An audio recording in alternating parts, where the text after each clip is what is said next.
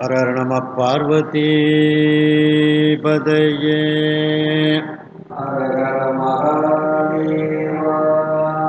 தென்னாடுடைய சிவனே போற்றி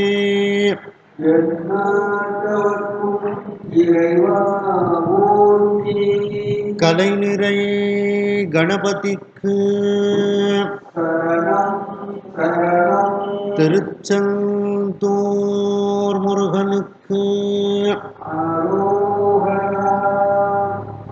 திருவாவடுதுறை ஆதீனம் நட்சத்திர குருமணிகள் ஸ்ரீ குருமா சன்னிதானம் அவர்கள் பொன்னார் திருவடிகளை வணங்கியும், தருமபுராதீனம் நட்சத்திர குருமணிகள் ஸ்ரீ குருமா சன்னிதானம் அவர்கள் பொன்னார் திருவடிகளை வணங்கியும், திருவாவடுதுறை ஆதீனம் ஸ்ரீ குருமா சன்னிதானம் அவர்கள் பொன்னார் திருவடிகளை வணங்கியும், இந்த திருவிளையாடல் புராண சிந்தனையை செவ்வனே நடத்தி கொண்டிருக்கக்கூடிய கற்பக விநாயகம் ஐயா, சுப்பிரமணியன் ஐயா, ஆவுடையப்பன் ஐயா, நல்லசோம் ஐயா, கோமதி நாயகம் ஐயா, கண்ணன் ஐயா, இந்திராமையார் மற்றும் வந்திருக்கக்கூடிய அனைத்து அன்பர்களுக்கும் எனது பணிவான வணக்கத்தை தெரிவித்துக் கொள்கின்றேன். நாம் மண் சுமந்த படலம் என்ற திருவிளையாடல் புராணத்தில் இருக்கின்றோம்.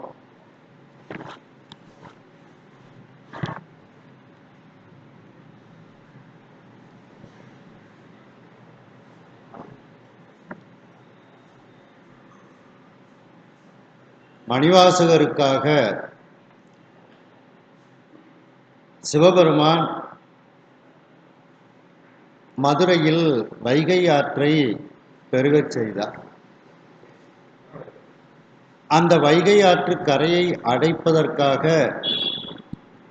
வந்தியம்மைக்கு கூலியாளாக வந்து அங்கு அந்த கரையை அடைக்காமல் விளையாடல்கள் செய்து கொண்டு இருந்தார். அந்த வேலையை சரிபார்க்கக்கூடிய அதிகாரிகள் இறைவன் இருக்கக்கூடிய அந்த இடத்திற்கு வந்தபோது அவருடைய வந்தியம்மையினுடைய இடம் மட்டும் அடைபடாமல் இருக்கின்றது. அந்த கூலியாளாக வந்த சிவபெருமானை பார்த்தவுடன் அவர்கள் அவரை அதட்டினார்களே தவிர அடிப்பதற்கு மனம் வரவில்லை.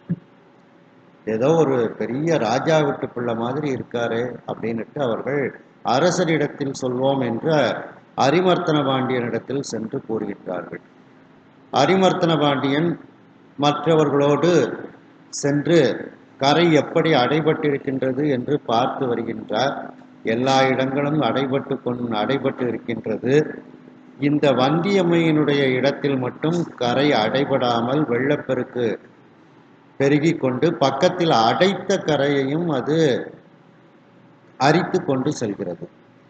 உடனே அங்கு இருந்த அந்த கூலியாளை பார்த்தவுடன் அரசனுக்கு கோபம் வந்து தன் கையில் உள்ள பொற்பிரம்பால் அந்த கூலியாளாக வந்த இறைவனுடைய முதுகில் அடித்து விடுகின்றார் கோபத்தில். அந்த அடி எல்லார் முதுகிலும் விழுந்தது. என எல்லா ஜீவராசிகளுக்குள்ளும் இறைவன் வீற்றிருக்கின்றான். இறைவன் அட்டமூர்த்தியாக இருக்கின்றான். பஞ்ச பூதங்கள், சூரியன், சந்திரன், இயமானன் என்ற உயிர்களாக அவன் இருக்கின்றான். ஆகையினால் எல்லா உயிர்கள் மீதும் அந்த அடி விழுந்தது. அந்த அடி விழுந்ததை எல்லோரும் கூறுகின்றார்கள். அப்பொழுது அரசன் சிந்தித்து பார்க்கின்றான், இது சிவபெருமானினுடைய திருவிளையாடலோ என்று அப்போ அரசன் சிந்திக்க ஆரம்பித்து விடுகின்றான். அப்பொழுது ஆகாயத்தில் அசரீரியாக சிவபெருமான் பாண்டிய மன்னனுக்கு எடுத்து கூறுகின்றார் என்ற அளவில் சிந்தித்தோம். அதனுடைய தொடர்ச்சி. மரத்தாறு கடந்த செங்கோல் வழுதினின் பொருள்கள் எல்லாம் மரத்தாறு கடந்த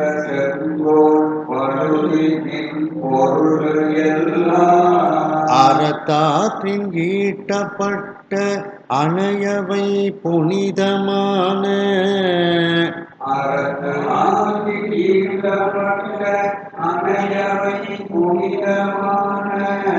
திறத்தாலே நமக்கும் நம்மை சேர்ந்தவர் தமக்கும் ஆர்வம்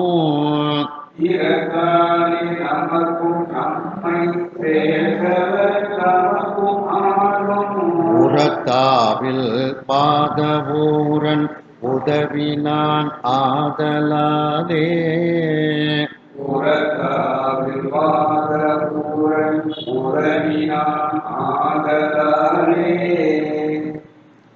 மரத்து ஆறு கடந்த செங்கோல் வழுதி.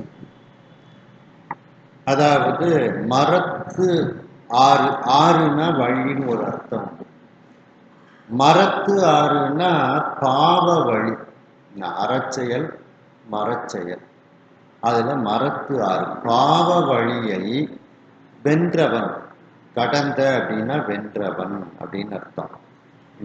அப்ப பாவ வழியில் சென்று பொருள் ஈட்டக்கூடிய அந்த வழியை நீக்கி புண்ணிய வழியில் சென்று பொருள் ஈட்டியவன் அந்த அரிமர்த்தன பாண்டியன். அப்படிப்பட்ட செங்கோல் செலுத்தி வரக்கூடிய பாண்டிய மன்னனே அப்படின்ட்டு பாண்டிய மன்னனுக்கு அடைமொழி கொடுக்கின்றார் சிவபெருமான். ஆகாயத்தில் இப்பொழுது சிவபெருமான் பாண்டிய மன்னனை நோக்கி கூறுகின்றார். ஆகாயவாணியாக அசரீரியாக கூறுகின்றார். பாவ வழியில் செல்லாமல் அந்த பாவ வழியை வென்று புண்ணிய வழியில் சென்று பொருள் ஈட்டி செங்கோல் செலுத்தி வரக்கூடிய பாண்டிய மன்னனே, வழுதி பாண்டிய மன்னனே, நின் பொருள்கள் எல்லாம் நீ மணிவாசகரிடத்தில் கொடுத்த உன்னுடைய பொருள்கள் எல்லாம் அறத்து ஆற்றின் ஈட்டப்பட்டவை. அறத்தை கடைபிடித்து அந்த வழியில் இந்த பொருள்கள் எல்லாம் சேகரிக்கப்பட்டது. நியாயமான வரி, அந்த விளைச்சல்ல இவ்வளவு கொடுக்கணும் அப்படிங்கிற நியாயமான வரியை கொண்டு அது சேர்க்கப்பட்டது. அதே நேரத்தில்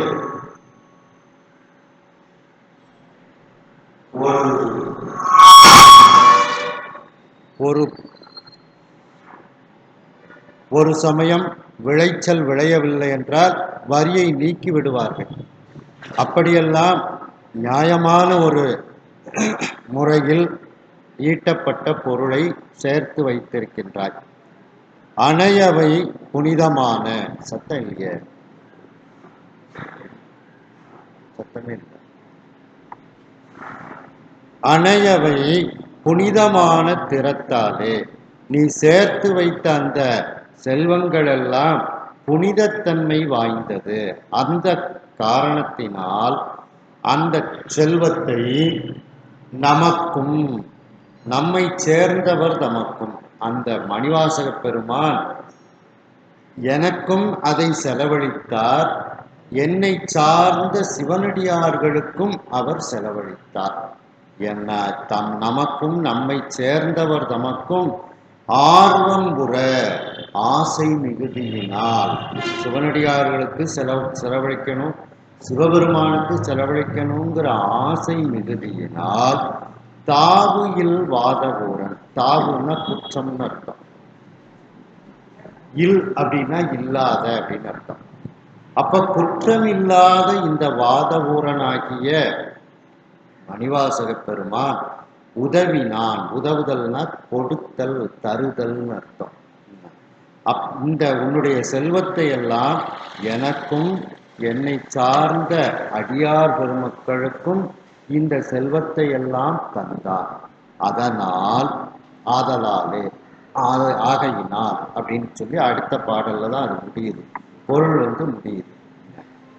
அப்ப தாவு இல் அப்படின்னா குற்றம் இல்லாத, தாவு இல் வாதவூரன்னா குற்றமில்லாத வாதவூரன் அப்படின்னு அர்த்தம். ஆர்வம் முறைன்னா அவருக்கு சிவபெருமான் மேலையும் அன்பு மிகுதியாயிக்குது, அடியார் பெருமக்கள் மேலையும் அன்பு மிகுதியாயிக்குது. அதனால அந்த திருப்பெருந்துறையில எனக்கு ஆசை மிகுதியினால் எனக்கு ஒரு கோயில் கட்டினாரு. அபூர்வமான சிற்பங்களை எல்லாம் கொண்ட கோயிலை கட்டினாரு. அந்த கோயில் திருவிழாவுக்கு செலவழித்தாரு, சிவனடியார்களுக்கு செலவழித்தார் அப்படின்னுட்டு இதுல வந்து சொல்லியிருக்கார். இதுல உதவினான் அப்படிங்கிற ஒரு பதம் போடுறார். என்ன வாதவூரர் தந்தார் செலவழித்தார் அப்படின்னுட்டு போடலாம். ஆனா உதவுதல் அப்படிங்கிற வார்த்தை எதுக்காண்டி பிரயோகப்படுத்துறாருன்னா, கோயில்ல வேலை பார்க்குறவங்களுக்கும் சம்பளம் அப்படின்னுட்டு ஒன்று கொடுக்கணும். அதனால அது அவர்களுடைய வாழ்க்கைக்கு உதவியாக இருக்கும். அதனாலதான் உதவினான் அப்படிங்கிற அர்த்தத்துல சொல்றார். அணையவை மறுக்கம் செய்தாய், அணையனை மறுக்கம் செய்தாய், அரும்பின புலவு தீவாய், அரும்பின புலவு தீவாய், வனநரி திரளை ஈட்டி, வனநரி திரளை ஈட்டி, பாம்பரி ஆக்கி தந்தே, பாம்பரி ஆக்கி தந்தே, கனையிருள் கங்குல் போதில், கனையிருள் கங்குல் போதில், கழிந்தன பின்னும் தண்ட, கழிந்தன பின்னும் கண்ட, வினையர்வால் விடுத்து துன்பம், வினையர்வால் எடுத்து துன்பம், விளைத்தனை அது பொறாதே, விளைத்தனை அது போராதே. அந்த மணிவாசக பெருமான் எல்லா ரூபாயவும் எனக்கு தந்துட்டான். அதனால நான் உனக்கு குதிரையெல்லாம் அழகழகா கொண்டு வந்திருக்கேன். நேத்தே வியாபாரம் நடந்து முடிஞ்சிட்டோம். ஆனா அப்படி அந்த வியாபாரம் நடந்து முடிஞ்சதுக்கு அப்புறமும் அணையனை மறுக்கம் செய்தார். நேத்து நான் வந்து என்ன செஞ்சேன், கயிறு மாற்றி நீ தந்த ரூபாய் அனைத்தையும் எங்கள்கிட்ட தந்துட்டான் அப்படின்னு சொல்லி நான் வந்து கயிறு மாற்றி உனக்கு வியாபாரத்தை முடிச்சு வச்சேன். அப்ப நீ யாரை தேடி இருக்கணும்? அந்த வியாபாரி எங்க இருக்காருயா, அவரை தேடி கண்டுபிடிங்க அப்படின்னுட்டு நீ உன்னுடைய படை வீரர்களை எல்லாம் அனுப்பி இருக்கணும். நேத்திக்கு வந்த அந்த குதிரை வியாபாரி எங்க இருக்காரு, முதல்ல அவரை தேடுங்கன்னு நீ அனுப்பியிருந்தா நீ சரியான ஒரு அரசன். ஆனா நீ மாணிக்க வாசகருக்கெல்லாம் துன்பம் கொடுத்த, அதனாலதான் எனக்கு கோபம் வந்துச்சு அப்படின்னுட்டு சுவாமி வந்து அந்த இதை சொல்ல வர்றார். அணையனை மறுக்கம் செய்தாய். அப்படிப்பட்ட தூய்மையானவனை, மேல சொன்ன மாதிரி மணிவாசக பெருமான் தூய்மையானவர், அப்படிப்பட்டவனைக்கு நீ துன்பம் செய்தாய். மறுக்கம் அப்படின்னா துன்பம். மணிவாசக பெருமானுக்கு நீ துன்பம் செய்தாய். அதனால நான் என்ன பண்ணினேன், அரும்பின புலவு தீவாய். அதாவது முதல்ல அந்த குதிரை வியாபாரம் முடிஞ்சதுக்கு அப்புறம்தான் வைகை நதியில வெள்ளப்பெருக்கு வர வைக்கிறார். அப்ப குதிரை வியாபாரம் முடிச்சாச்சுன்னா மணிவாசக பெருமான்கிட்ட எந்த குற்றமும் இல்லைன்னுட்டுலாம் சொல்லி ஒரு தடவைக்கு 2 தடவை நீ கொடுத்த ரூபாயை நான் வாங்கிட்டேன், நீ கொடுத்த ரூபாயை நான் வாங்கிட்டேன் அப்படி ஒரு தடவைக்கு 2 தடவை சாமி சொல்ற சொல்லி அப்படியெல்லாம் வியாபாரம் முடிச்சதுக்கு அப்புறம் திரும்ப நீ வந்து அவருக்கு துன்பம் செஞ்சேன்னா அப்படிங்கிற மாதிரி கேட்கிற. அணையனை மறுக்கம் செய்தாய். அந்த குதிரை வியாபாரம் முடிஞ்சதுக்கு அப்புறம் நீ அவனுக்கு துன்பத்தை செய்தாய், தண்டனையை கொடுத்தாய். அதனால நான் மீண்டும் என்ன பண்ணினேன், அரும்பின புலவு தீவாய். அந்த கொடிய பிணங்களை தின்று அதனால் வாயில் பிணநாற்றத்தை உடைய, புலவுன்னா பிணநாற்றம்னு அர்த்தம், பிணநாற்றத்தை உடைய நெருப்பு போன்ற வாயை உடைய அந்த வனத்தில் இருக்கக்கூடிய நரி கூட்டங்களை எல்லாம் ஒன்றாக சேர்த்து, ஈட்டி அப்படின்னா ஒன்றாக சேர்த்து, வாம் பரி ஆக்கி தந்தேன். தாவக்கூடிய குதிரைகளாக நான் உனக்கு செய்து தந்தேன். கனையிருள் கங்குல் போதில் கழிந்தன. அந்த குதிரைகள்லாம் நிறைந்த இருளில், அப்போ முதல்ல அவருக்கு தந்த துன்பம் வந்து என்ன அப்படின்னா, நான் இன்னைக்கு வந்துரும் அப்படின்ட்டு சொல்லி வராம இருந்த உடனே அவருக்கு துன்பம் கொடுக்கிறார். அந்த துன்பத்தை பொறுக்காமல் நான் இப்படியெல்லாம் அந்த நரிகளை குதிரையாக்கி உனக்கு தந்தேன் அப்படிங்கிறார். வாம்பரி ஆக்கி தந்தேன். தாவும் குதிரைகள், வாம்பரி, பரினா குதிரை, வாம்னா தாவும்னு அர்த்தம். தாவும் சிறந்த குதிரைகளாக ஆக்கி உனக்கு நான் தந்து விட்டேன். கனையிருள் கங்குல் போதில், கனையிருள்னா நிறைந்த இருள், நடுராத்திரி. நடுராத்திரி அந்த கங்குல்னா இரவு பகுதி. நடுராத்திரியாகி அந்த இரவு போதில் கழிந்தன, அந்த குதிரைகள் எல்லாம் நரியாக மாறி மீண்டும் காட்டுக்குள் சென்று விட்டது. பின்னும் தண்ட வினையர்பால் விடுத்து, அதுக்கப்புறமும் நீ என்ன செஞ்ச, அந்த தண்டனை கொடுக்கக்கூடிய அந்த செயலை உடைய அந்த தண்ட வினையர்களிடத்தில் மணிவாசக பெருமானை அனுப்பி நீ மீண்டும் மணிவாசக பெருமானுக்கு தண்டனைகள், துன்பங்களை கொடுத்தாய். அது பொறாதே. அப்போ முதல்ல உள்ள கொடுத்த துன்பத்தை நான் பொறுத்துக்கிட்டேன்னு அர்த்தம். ரெண்டாவது, இந்த குதிரை வித்ததுக்கு அப்புறம் நீ தண்டனை கொடுத்த பத்தியா, அதுதான் எனக்கு பொறுக்க முடியவில்லை. ஏன்னா நேத்தே மிக ஒழுங்கா குதிரையெல்லாம் ஒப்படைச்சு அவர் எல்லா ரூபாயும் தந்துட்டாருன்னு எல்லாம் சொல்லி முடிச்சதுக்கு அப்புறமும் நீ என்ன செஞ்சிருக்கணும், அந்த குதிரை வியாபாரி நம்மளையும் ஏமாத்திட்டாரு, மணிவாசக பெருமானையும் ஏமாத்திட்டாரு. இப்ப ஏமாற்றப்பட்டவர்கள் 2 பேர், அரசனும் ஒருத்தன், மணிவாசக பெருமானும் ஒருத்தர். அப்ப மணிவாசக பெருமான் ஏமாற்றப்பட்டிருக்கின்றார், ஆகை நாமும் ஏமாற்றப்பட்டிருக்கின்றோம். அப்ப அந்த குதிரை வியாபாரியத்தான் நீ எங்கே இருக்காருன்னு தேடி கண்டுபிடிச்சிருக்கணுமே தவிர, அவருக்கு நீ தண்டனை கொடுத்திருக்கணுமே தவிர, மணிவாசக பெருமானுக்கு நீ திரும்பவும் தண்டனை கொடுத்தது தவறு. அதனாலதான் என்னால பொறுக்க முடியவில்லை. முதல்ல வந்து குதிரை வரல அப்படின்னு நீ தண்டனை கொடுத்த, நான் அதை பொறுத்துக்கிட்டேன்.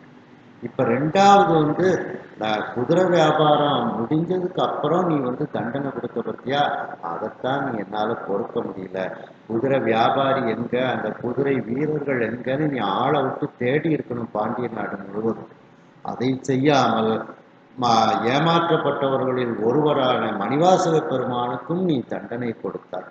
ஆகையினால்தான் அதை என்னால் பொறுக்க முடியவில்லை அப்படின்னுட்டு சுவாமி வந்து கூறுகின்றார்.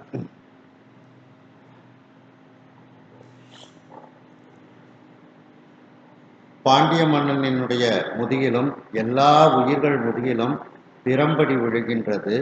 எல்லோரும் வந்து பாண்டிய மன்னரிடத்தில் சொன்னவுடன், இது இறைவனுடைய திருவிளையாடலோ, சொக்கநாத பெருமான் தான் வந்து இந்த திருவிளையாடலை நிகழ்த்தினாரோ என்று நினைத்து பார்க்கக்கூடிய நேரத்தில் ஆகாயத்தில் அசரீரியாக சொக்கநாத பெருமான் பாண்டிய மன்னனுக்கு கூறுகின்றார். பாவ வழியை வென்று செங்கோல் செலுத்தி கொண்டு அரசாட்சி புரிந்து வரக்கூடிய வழுதியாகிய பாண்டிய மன்னனே, உன்னுடைய பொருள்கள் எல்லாம் அறத்தை கடைபிடித்து அறத்தின் வழியில் சேகரிக்கப்பட்ட சம்பாதிக்கப்பட்ட பொருள்கள் இவைகள். அப்படிப்பட்ட பொருள்கள் புனிதமான தன்மையினோடு இருக்கின்றது. ஆகையினால் அந்த பொருளை எனக்கும் என்னை சேர்ந்த சிவனடியார்கள் அனைவருக்கும் ஆசை மிகுதியினால், ஆர்வ மிகுதியினால் குற்றமில்லாத இந்த வாதவூரனாகிய மணிவாசக பெருமான் அதை தந்து உதவினார்.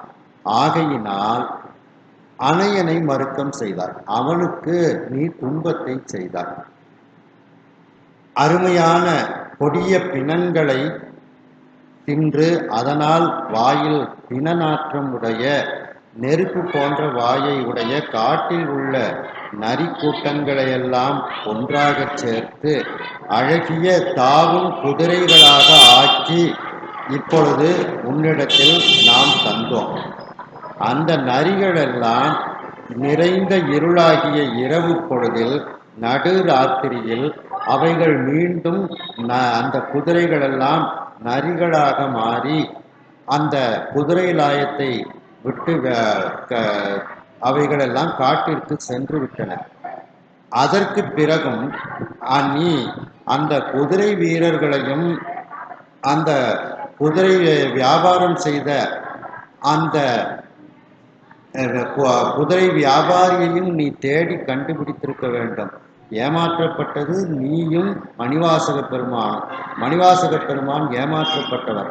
ஆனால் நீ அந்த குதிரை வீரர்களையும் குதிரை வியாபாரியையும் தேடி கண்டுபிடிக்காமல் மீண்டும் அந்த மணிவாசக பெருமானை உன்னுடைய அந்த காவலாளர்களாகிய தண்டனை கொடுக்கக்கூடிய செயலை செய்யக்கூடிய இரக்கமில்லாதவர்களிடத்தில் அவர்களை நீ அனுப்பி மணிவாசக பெருமானை அனுப்பி மீண்டும் மணிவாசக பெருமானுக்கு நீ துன்பத்தை தந்தாய்.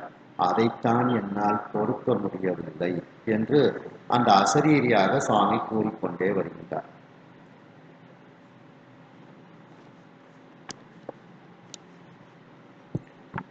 வருபுணல் பெருக பார்த்தேன்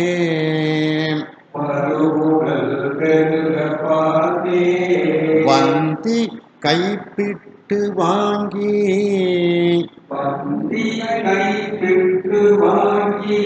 பருகி வந்து ஆழாய்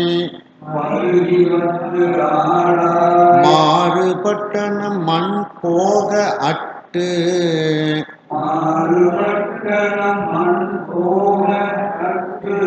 பொருகரை உயரச் செய்து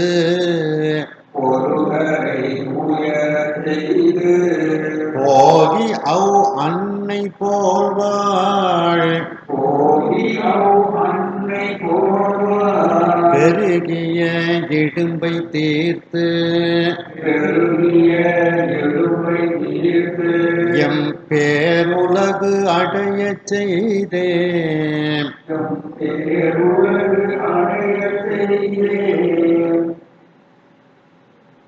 நீ மீண்டும் மணிவாசக பெருமானுக்கு தண்டனை கொடுத்ததனால் அந்த வரக்கூடிய வைகை நதியை மிக பெரிய நதியாக மிகப்பெரிய நீர் பெருக்கோடு பெருகி வருமாறு நாம் செய்தோம். பார்த்தேன்னா செய்தேன் அப்படின்னு அர்த்தம். ஏன்னா சாமி ஒரு பார்வை பார்த்தாலே அதுலேருந்து நெருப்பு வரும். அதனால சுவாமி பார்த்தாரு, அந்த வைகையில தண்ணீர் வரட்டும்னுட்டு தண்ணீர் அப்படியே பெருகி வருகிறது. 7 கடல்கள் பெருகி வந்த மாதிரி அது பெருகி வருகிறது. அதன் பிறகு வைகை நதியை பெருகி வர செய்தோம்.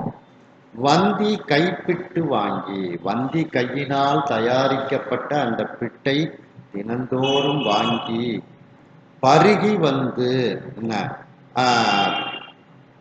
பிட்டு வாங்கி பருகி வந்து அந்த பிட்டை சாப்பிட்டேன் அப்படின்னு சொல்லலை, பிட்டை பருகினேன் அப்படின்னு சொல்றார்.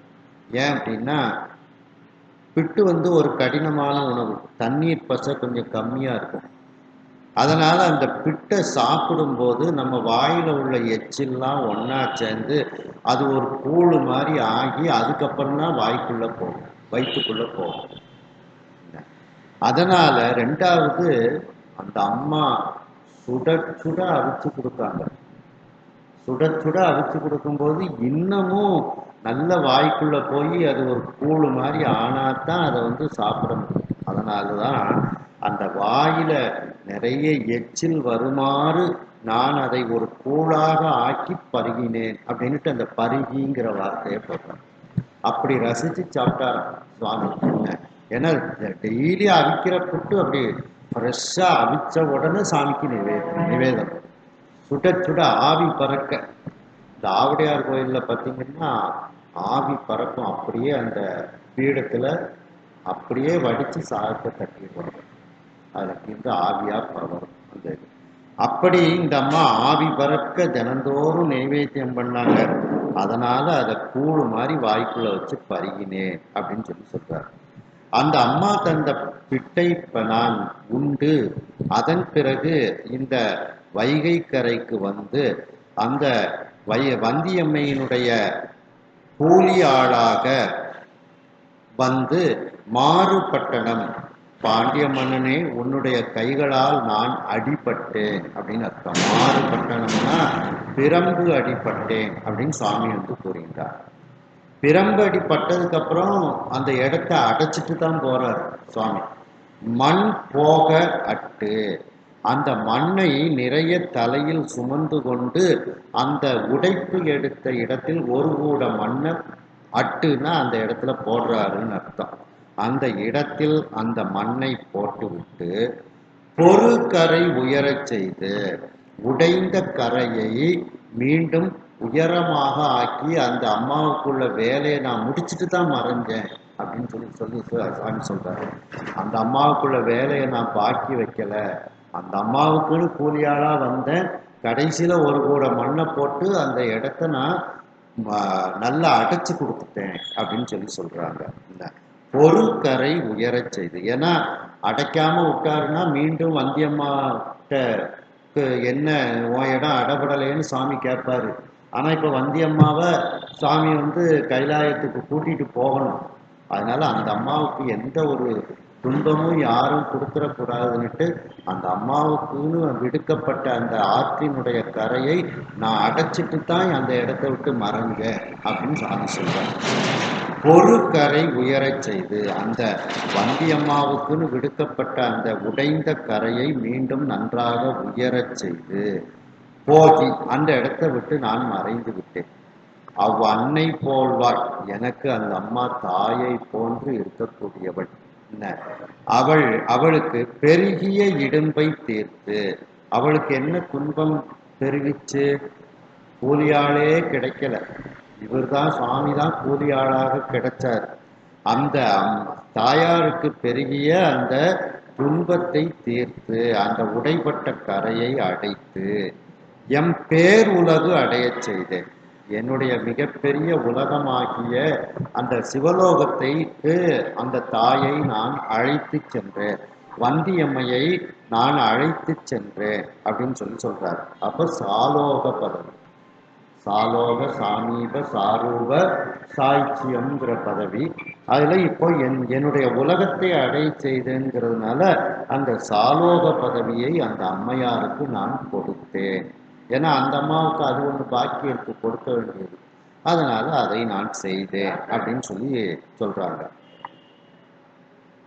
அடுத்த பாட்டு, இத்தனை எல்லாம் செய்தது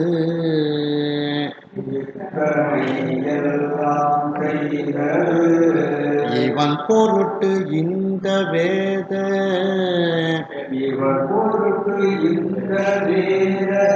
வித்தகன் தன்மை ஒன்றும் அறிந்திலை வேட்கையம்பால்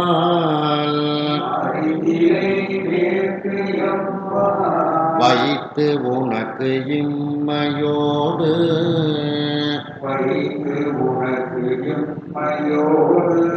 மறுமையும் தேடி தந்த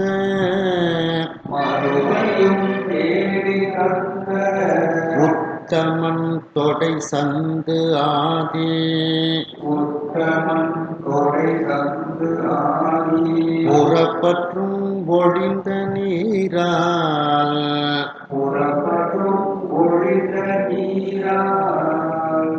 இத்தனை எல்லாம் செய்தது இவன் பொருள். இவ்வளவு காரியங்களும் நான் செய்தது யாருக்காக வேண்டி? இந்த மணிவாசக பெருமானுக்காக வேண்டித்தான் இவ்வளவு காரியங்களையும் நான் செய்தேன், இவன் பொருட்டு, மணிவாசக பெருமானின் பொருட்டு அப்படின்னு சுவாமி அசரீரியாக கூறிக்கொண்டே வருகின்றார். இந்த வேத வித்தகன் தன்மை ஒன்றும் அறிந்திலை. இந்த வேதத்தில் வல்லமை வாய்ந்த 4 வேதங்களையும் நன்கு தெரிந்த இந்த மணிவாசக பெருமான் எப்படிப்பட்ட தன்மை உடையவன் என்று நீ ஒன்றையும் அறியாமல் இருந்திருக்கின்றாய். தன்மை ஒன்றும் அறிந்திலை அப்படின்னா என்னிடத்தில் எப்படிப்பட்ட பேரன்பு உடையவர் இந்த மணிவாசக பெருமான் அப்படிங்கிற தன்மையை நீ அறியாமல் இருக்கின்றாய் அப்படின்னுட்டு சுவாமி கூறுகின்றார். அப்ப வேத வித்தகன்னா மணிவாசக பெருமான் அர்த்தம். தன்மை, அவர் சிவபெருமானிடத்தில் பேரன்பு உடையவராக முக்திக்கு உரியவராக இருக்கக்கூடிய தன்மை, அதை பாண்டிய மன்னனே நீ அறியாமல் இருக்கின்றாய். வேட்கை எம்பால் வைத்து, தன்னுடைய விருப்பம் முழுவதையும் என்னிடத்தில், சொக்கநாத பெருமானாகிய என்னிடத்தில் அந்த மணிவாசக பெருமான் வைத்திருக்கின்றார். அதே நேரத்தில் உனக்கு இம்மையோடு மறுமையும் தேடித் தந்த உத்தமன், உனக்கு இந்த பிறவிக்கும் அடுத்த பிறவிக்கும் புண்ணியத்தை தேடித் தந்த உத்தமன் அந்த மணிவாசக பெருமான். இப்படிப்பட்ட அமைச்சர் உனக்கு கிடைச்சதுனால தானே உனக்கு நான் வந்து சுவாமியினுடைய அசரீரி இப்போ பாண்டிய மன்னனுக்கு கேட்குது. மணிவாசக பெருமான் கிடைக்கலன்னா இந்த அசரீரி வாக்கு பாண்டிய மன்னனுக்கு கிடைக்குமா? கிடைக்காது. அப்போ உத்தமமான ஒரு அமைச்சன் கிடைச்சதுனால தான் நான் இப்பொழுது அசரீரியாக உன்னிடத்தில் பேசி கொண்டிருக்கின்றேன் அப்படிங்கிறது அதுக்கு அர்த்தம்.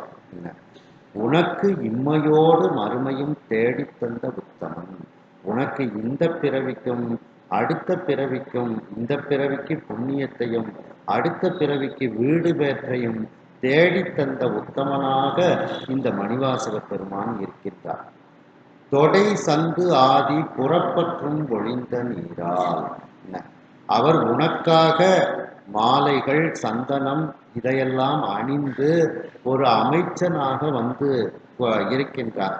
ஆனால் அவர் எப்படிப்பட்டவர் தெரியுமா? ஏற்கனவே அவர் மாலை சந்தனம் போன்ற புறப்பற்றுக்களையும் அகப்பற்றுக்களையும் ஒழித்த தன்மையை உடையவர். எப்பொழுது சுவாமி திருப்பெருந்துறையில இவருக்கு உபதேசம் பண்ணினாரோ, திருவடி தீட்சை, நயன தீட்சை, உபதேச தீட்சை எல்லாம் செஞ்சாரோ, அன்னைக்கே மணிவாசக பெருமானினுடைய புறப்பற்று அகப்பற்றெல்லாம் போயிட்டு. அப்போ ஆனாலும் தன்னுடைய புறப்பற்று அகப்பற்றெல்லாம் போனாலும் நாம ஒரு பாண்டிய மன்னனுக்கு அமைச்சராக இருக்கிறோம் அப்படிங்கிறதுனால அவர் இந்த மாலையவும் சந்தனத்தையும் அணிந்து ஏதோ பற்று இருக்கக்கூடியவனை போல உன்னிடத்தில் வந்து பணி செய்து கொண்டிருக்கின்றார். ஆனால் உண்மையில் மணிவாசக பெருமானுக்கு புறப்பற்று அகப்பற்று எதுவுமே கிடையாது அப்படின்ட்டு சுவாமி வந்து கூறுகின்றார். உனக்காக வேண்டிதான் இந்த வேஷத்தை போட்டுட்டு வந்து அவர் வேலை செய்தாரு அப்படின்னு சொல்லி சொல்றார். இதுல தொடை அப்படின்னா மாலை அப்படின்னு அர்த்தம். அந்த மாலை தான் புறப்பற்று. சந்து அப்படின்னா சந்தனம் அப்படின்னு அர்த்தம். சந்தனம் வந்து அகப்பற்று. ஏன்னா சந்தனத்தை உடம்புல பூசிக்கிட்டதும் அதற்கு மேல மாலைகளை சாத்திக்கிட்டதும், அப்ப சந்தனம் வந்து அகப்பற்றாகவும் மாலை வந்து புறப்பற்றாகவும் இருக்கின்றது. அந்த இரண்டு பற்றுக்களையும் விட்டவர் மணிவாசக பெருமான் அப்படின்னு அர்த்தம். இதை ரொம்ப எளிமையா சொல்லும்போது சொல்லுவாங்க எப்படின்னா, நாம வந்து சட்டையை வந்து புறப்பற்றுன்னு வச்சுக்குவோம், பனியன் போடுவோம் உள்ள, அது அகப்பற்று.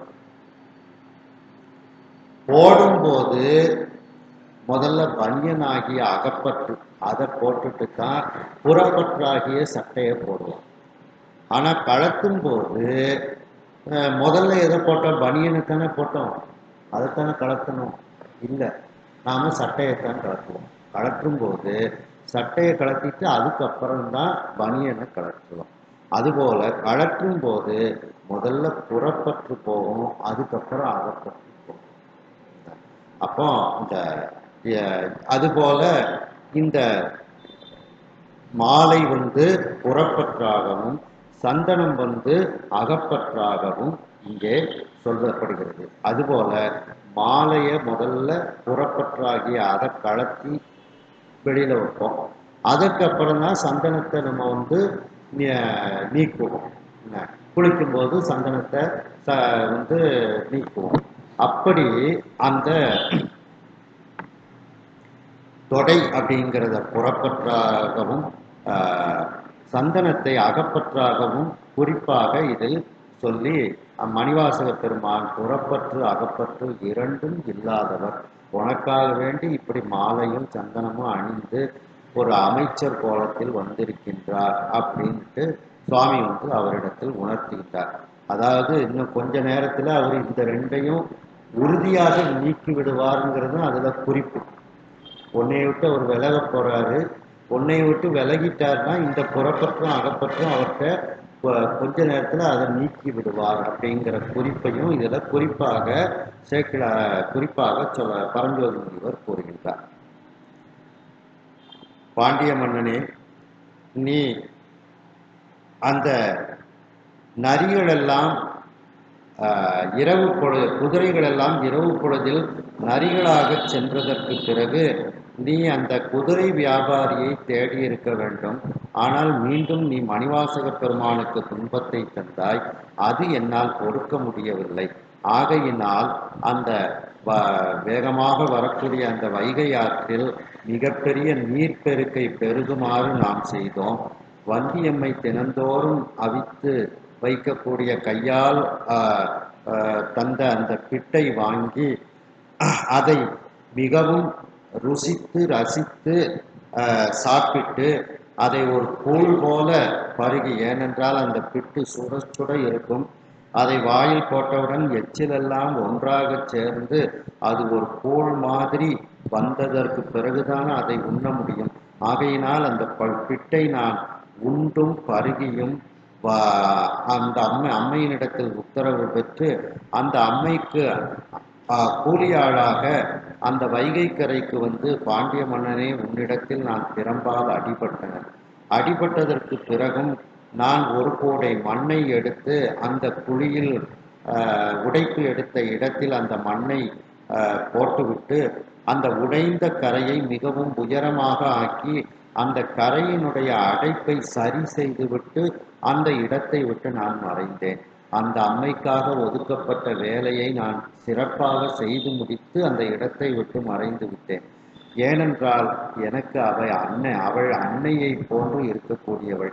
அன்னை இட்ட கட்டளையை நான் நிறைவேற்றுவேன். ஆகையினால் அந்த கரையை அடைத்தேன். மேலும் அந்த அன்னைக்கு வந்த அந்த மிகப்பெரிய துன்பம், நான் இந்த கரையை அடைக்காவிட்டால் மீண்டும் பாண்டிய மன்னனாகிய நீயும் உன்னுடைய வேலைக்காரர்களும் அந்த வந்தியம்மைக்கு மீண்டும் துன்பம் தருவீர்கள். ஆகையினால் அந்த வந்தியம்மைக்கு பெருகிய துன்பத்தை தீர்த்துவிட்டு என்னுடைய மிகப்பெரிய உலகமாகிய சிவலோகத்திற்கு அந்த அம்மையை அழைத்து கொண்டு சென்றேன். இவைகள் எல்லாம் நான் செய்தது யாருக்காக என்றால், இந்த மணிவாசக பெருமானுக்காகத்தான் இவைகள் அனைத்தையும் நான் செய்திருக்கின்றேன். இந்த வேதத்தில் வல்லமை வாய்ந்த வித்தகனாகிய இந்த மணிவாசக பெருமான் எப்படிப்பட்ட தன்மை உடையவன் என்று நீ அறியாமல் இருக்கின்றாய். என்னிடத்தில் மிகப்பெரிய பேரன்பு கொண்டவன், முக்திக்கு செல்லக்கூடிய வழியில் நிற்கக்கூடியவன், முக்தி பேற்றுக்கு உரியவன். அப்படிப்பட்ட அவருடைய தன்மையை நீ அறியாமல் இருக்கின்றாய். அவர் தன்னுடைய வேட்கை, தன்னுடைய ஆசைகள், அன்புகள் அனைத்தையும் என்னிடத்தில் வைத்துவிட்டு உனக்கு அமைச்சராக வந்து இந்த பிறவிக்கும் அடுத்த பிறவிக்கும் புண்ணியத்தை தேடித்தந்த உத்தமனாக இருக்கின்றார். இந்த பிறவியில் உனக்கு ஒரு சிறந்த அமைச்சனாக புண்ணியத்தை தேடித்தந்து மறுமையில் உனக்கு முக்தியையும் தரக்கூடிய தேடித்தந்தவராக அந்த அப்படிப்பட்ட ஒரு உத்தமனாக உன்னுடைய அமைச்சர் பெருமானாகிய மணிவாசக பெருமான் இருக்கின்றார். அவர் எப்படிப்பட்டவர்? மாலை, சந்தனம் போன்ற இவைகளையெல்லாம் அவர் இப்பொழுது அணிந்து உனக்கு அமைச்சராக வந்தாலும் அவர் ஏற்கனவே அந்த மாலையாகிய புறப்பற்றையும் சந்தனமாகிய அகப்பற்றையும் நீக்கிய தன்மையை உடையவராக அவர் இருக்கின்றார். இன்னும் சிறிது நேரத்தில் அவர் எல்லா பற்றுகளையும் நீக்கிவிட்டு உன்னை விட்டு அவர் விலகிவிடுவார் என்பதை குறிப்பாக பரஞ்சோதி முனிவர் இந்த இடத்தில் கூறுகின்றார். நிறையுடை இவனை இச்சை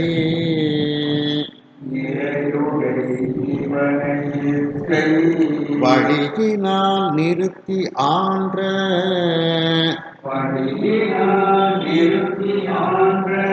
மறைவழி நின்று நீதி மன்னவர்க்கு அளந்த வாழ்நாள் உரைபடாது ஆனா செல்வ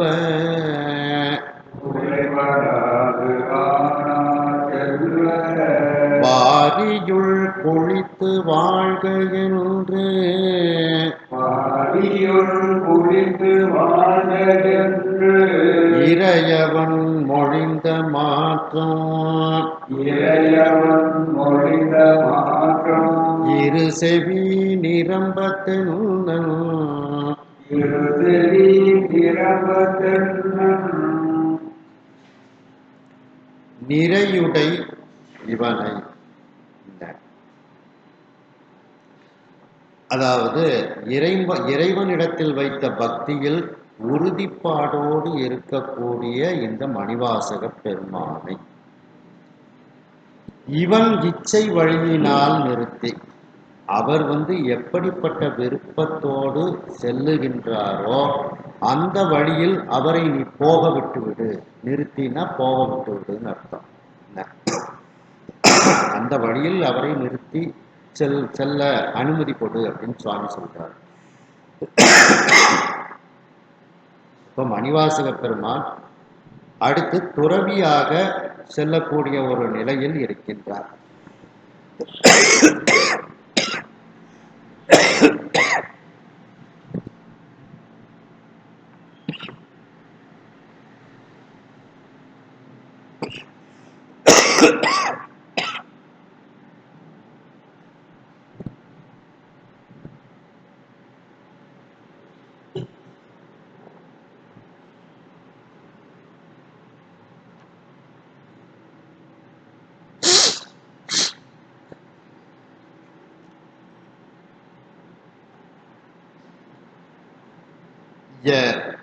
நிறையுடை இவனை, அந்த பக்தியில் உறுதிப்பாடு கொண்டு என்னிடத்தில் பக்தியில் உறுதிப்பாடோடு இருக்கக்கூடிய இந்த மணிவாசக பெருமானை இச்சை வழியினால் நிறுத்தினா, அதுல இவன்கிற வார்த்தையை சேர்த்தீங்கன்னா உங்களுக்கு ஈஸியா புரிஞ்சிடும். இவன் இச்சை வழியினால் நிறுத்தி, அவர் எப்படிப்பட்ட ஒரு வழியை கடைபிடித்து செல்ல இருக்கின்றாரோ அந்த வழியில் அவரை போக விட்டுவிடு. அவர் இனிமேல் துறவி வாழ்க்கை தான் வாழப்போகின்றார். பல திருத்தலங்களுக்கு சென்று பாடப்போகின்றார். ஆகையினால் அவரை அவர் போக்கில் விட்டுவிடு. உன்னுடைய முதலமைச்சர் பதவியை இனிமேல் அவருக்கு கொடுக்காதேன்னு சுவாமி சொல்றார். ஆன்ற மறைவழி என்று அதன் பிறகு பெருமை நிறைந்த, ஆன்ற அப்படின்னா பெருமை நிறைந்தன்னு அர்த்தம். ஆன்றோ அப்படின்னு சொல்றோம் பார்த்தீங்களா, அந்த ஆன்றோர் தான் பெருமை நிறைந்தவர்கள் அப்படின்னு அர்த்தம். அப்படி அந்த பெருமை நிறைந்த வேத வழியை கடைபிடித்து நீ நிற்பாயாக பாண்டிய மன்னனுக்கு கூறுகின்றார். நீதி மன்னவர்க்கு அழந்த வாழ்நாள் குறைபடாது. நீதியோடு வாழக்கூடிய மன்னவனாகிய உனக்கு நான் எத்தனை வருடங்கள் இந்த பூமியில் வாழ வேண்டும் என்று அழந்து கொடுக்கப்பட்ட அந்த வாழ்நாளை குறைபடாது நீ வாழ்ந்து வருவாயாக. அதாவது உன்னுடைய இறப்பு வரும் வரைக்கும் நீ வாழ்ந்து வருவாயாக. ஆனா செல்வ வாரியுள் குளித்து வாழ்க என்று. ஆனான்னா குறையாத அப்படின்னு அர்த்தம். குறையாத, நீங்காத அப்படின்னுட்டு அர்த்தம். ஆழ்வார்கள் பாசுரத்துல கூட சொல்லுவாங்க, ஆனாத செல்வத்து அரம்பையர்கள் அப்படின்னுட்டு அதுல வரும் 4000 பிரபந்தத்துல. அப்போ குறையாத, உன்னை விட்டு நீங்காத செல்வ கடலில் நீ குளித்து இந்த பாண்டிய நாட்டின் அரசனாக நீ வாழ்க அப்படின்னு அசரீரி சொல்லி சுவாமி முடிச்சிருக்கார். என்று இறையவன் மொழிந்த மாற்றம், அந்த சொக்கநாத பெருமானாகிய அந்த இறையவன் சொன்ன சொற்கள், மாற்றம்னா சொற்கள்னு அர்த்தம். அந்த சொன்ன சொற்கள் இரு செவி நிரம்ப, பாண்டிய தென்னனினுடைய 2 செவிகளிலும் நிரம்ப கேட்கப்பட்டது. அந்த இறைவன் சொன்ன அந்த அசரீரி வாக்கை தென்னன் பாண்டிய மன்னன் நன்கு 2 காதுகளாலும் கேட்டு அவன் மகிழ்ச்சி அடைகின்றான். அந்த பாண்டிய மன்னன் அப்படின்னு.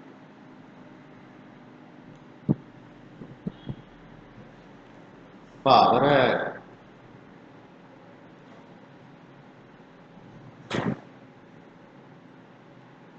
அப்ப நிறையுடை இவனை, நிறைவு பக்தி நெறியில் உறுதி பூண்டவராகிய இவரை அவர் வழியிலேயே இனிமேல் போக விடு அப்படின்னுட்டு, இனிமேலும் அவருக்கு நீ அமைச்சர் பதவி கொடுக்காதன்னு அவருக்கு.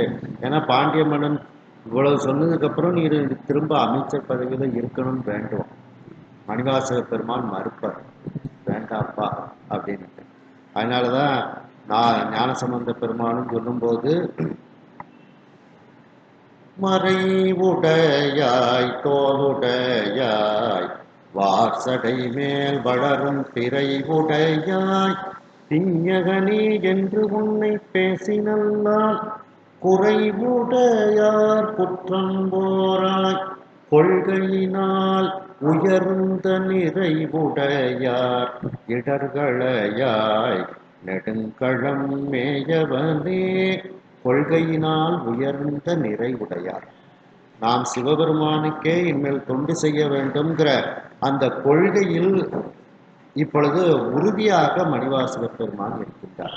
அதான் கொள்கையினால் உயர்ந்த நிறைவு உடையார், அவர்களுடைய இடரை களையார். இப்ப சுவாமி மணிவாசக பெருமானுக்கு திரும்பவும் ஒரு அமைச்சர் பதவி கொடுத்துடக்கூடாதுன்னு அந்த இடரை களைகின்றார். சொல்றார், நீ இனிமேல் அவனுக்கு அவர் அமைச்சர் பதவியெல்லாம் கொடுக்காத, அவர் எப்படி போகணுமோ அந்த போக்குல போக விட்டு விடு அப்படின்னுட்டு சுவாமி அசரீரி வாக்காக கூறுகின்றார். அடுத்த பாடல்.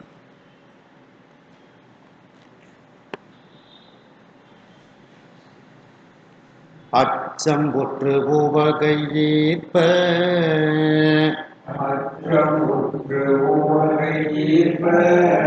அதிசய வெள்ளத்து ஆழ்ந்து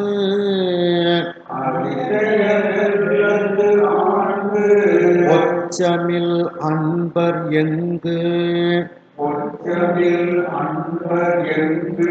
ஒற்றார் என புகுந்து தேடி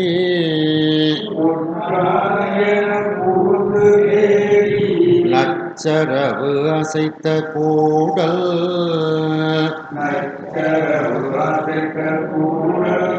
நாயகன் கோயில் நன்னி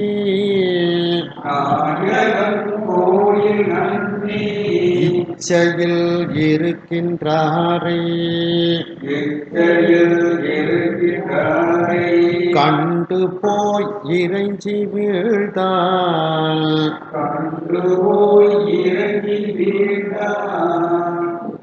இந்த அசரீரி வாக்க கேட்ட உடனே அப்படியே அரசனுக்கு, அரிமர்த்தன பாண்டியனுக்கு பயம் ஏற்படுகிறது. ஐயோ தப்பு செஞ்சிட்டோமே அப்படிங்கிற ஒரு அச்சம், பயம் ஏற்படுகிறது.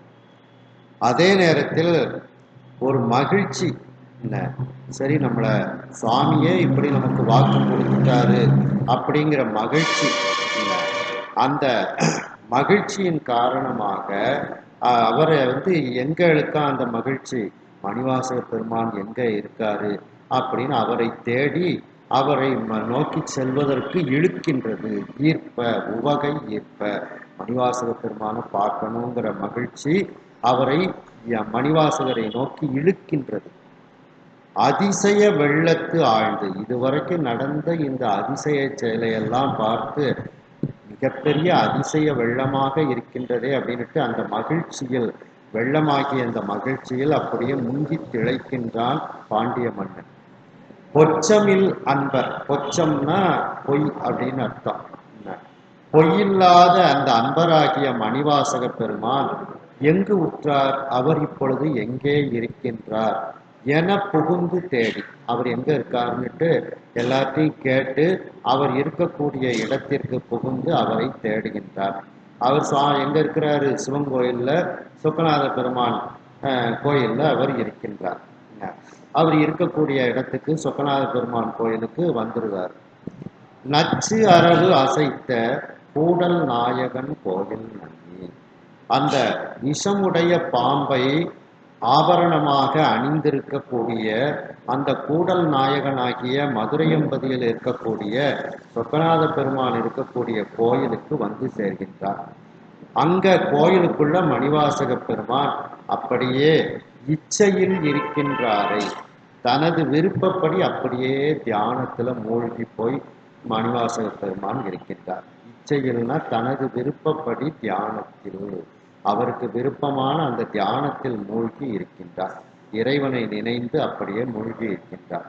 அப்படி தியானத்தில் இருக்கக்கூடிய மணிவாசக பெருமானை பார்த்து கண்டு அவர் காலில் விழுந்து வணங்கி எழுகின்றான் அந்த அரிமர்த்தன பாண்டியன்.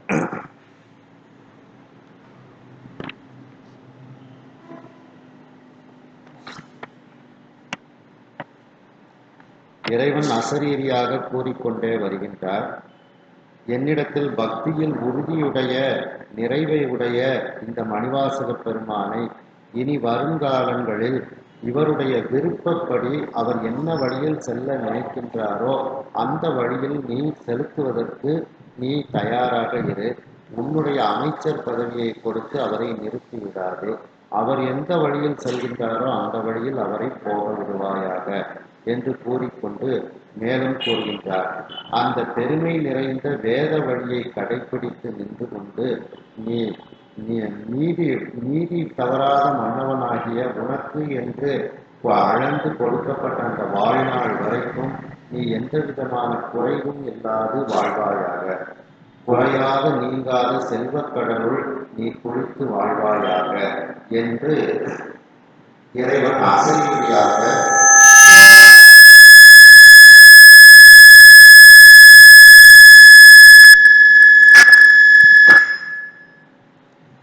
என்று இறைவன் அசரீரியாக இந்த வார்த்தையை கூறுகின்றார். அந்த வார்த்தைகள் அந்த பாண்டிய மன்னன், தென்னனாகிய பாண்டிய மன்னனினுடைய இரு காதுகளிலும் நிரம்பி வழிகின்றது. அந்த இறைவன் கொடுத்த அசரீரி வாக்கை கேட்டு மகிழ்ச்சி அடைகின்றான் பாண்டிய மன்னன். அதே நேரத்தில் இறைவன் கொடுத்த அந்த அசரீரி வாக்கினால் நாம் தவறு செய்து விட்டோமே என்ற பயமும் ஏற்படுகிறது. அதே நேரத்தில் இறைவன் தனக்கு அசரீரி வாக்கு கொடுத்தான் என்ற மகிழ்ச்சியினால் அந்த மகிழ்ச்சியானது மணிவாசக பெருமானை நோக்கி இழுக்கின்றது. இவ்வாறு நடந்ததெல்லாம் ஒரு அதிசய வெள்ளமாக இருக்கின்றது என்ற அந்த அதிசய ஆனந்த வெள்ளத்துள் மூழ்கி கொண்டு அந்த பாண்டிய மன்னன் இருக்கின்றான். அந்த குற்றமில்லாத மணிவாசக பெருமான் எங்கு இருக்கின்றார் என்று அவர் ஒவ்வொரு இடமாக புகுந்து தேடிக்கொண்டு நிறைவாக அவர் சொக்கநாத பெருமானின் ஆலயத்தில் இருக்கின்றார் என்று அந்த பாண்டிய மன்னன் சொக்கநாத பெருமான் ஆலயத்திற்கு சென்று சேருகின்றார். கொடிய விஷத்தை உடைய பாம்பை ஆபரணமாக அணிந்திருக்கக்கூடிய அந்த கூடல் மாநகரத்தினுடைய நாயகனாக தலைவனாக இருக்கக்கூடிய அந்த சொக்கநாத பெருமானினுடைய கோயிலை பாண்டிய மன்னன் அடைந்து அங்கே பார்க்கின்றார். மணிவாசக பெருமான் தனது விருப்பப்படியான அந்த தியானத்தில் இறைவனை நினைந்து தியானத்தில் ஒன்றி இருக்கின்றார். அப்படிப்பட்ட அந்த மணிவாசக பெருமானை கண்ணால் கண்டு அவரிடத்தில் சென்று அவருடைய கால்களில் விழுந்து வணங்குகின்றான் பாண்டிய மன்னன். தொல்லை நீர் உலகம் ஆண்டு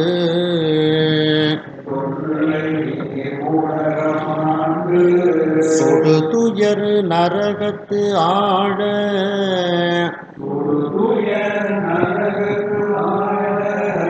வல்லையன் அறிவுக்கு ஏற்ற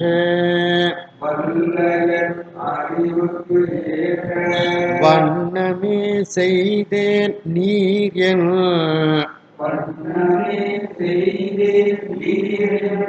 எல்லை தேதவ பேராய் வந்து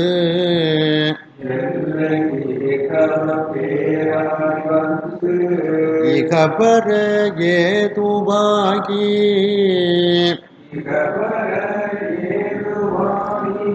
அல்லல் வெம் பிறவி நோய்க்கும் அருமருந்து ஆனீர் ஐயா